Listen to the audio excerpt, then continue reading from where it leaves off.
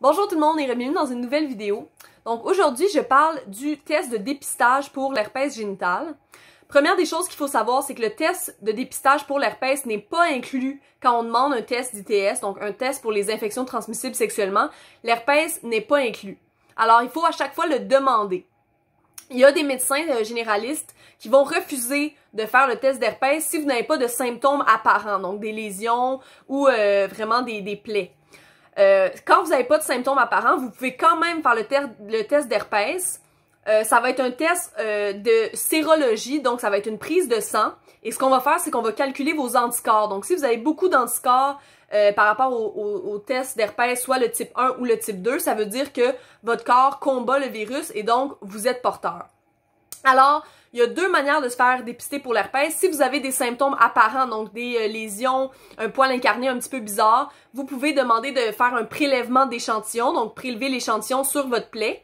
Mais si vous n'avez aucun symptôme, vous pouvez quand même demander de faire le test d'herpès, qui va être un test de sérologie à ce moment-là, donc une prise de sang.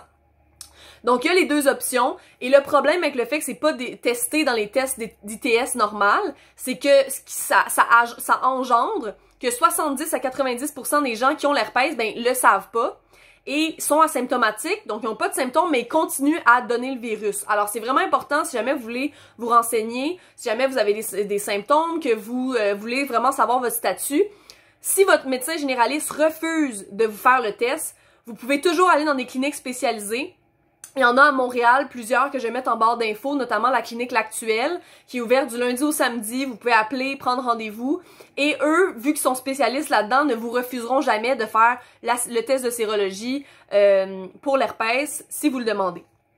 Alors, c'était juste un court vidéo, mais pour, dans le fond, savoir que l'herpès n'est pas inclus dans les tests de dépistage et que pour se faire dépister, il faut vraiment aller soit se tourner vers des cliniques spécialisées en santé sexuelle, parce que c'est ça, il y a beaucoup de médecins traitants qui sont pas au courant de toutes les nouvelles technologies pour le dépistage de l'herpès. Merci!